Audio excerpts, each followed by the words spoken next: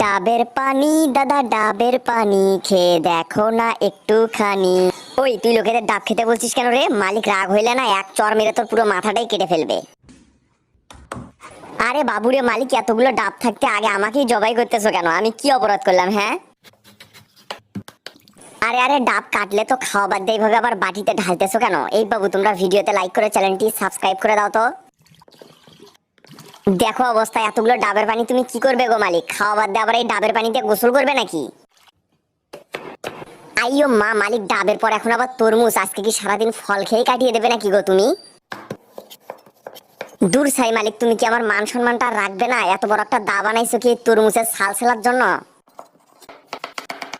আরে আরে, দেখো দেখো কিভাবে আমাদেরকে চোট মেরে কেটে কেটে একদম পিস পিস করে ফেলতেছে শালা রাক্ষস মালিক একটা। মানি না, মানবো না। আমাদের সাথে এত বড় অবিচার, এতগুলো ডাবের পানি থাকতে তুমি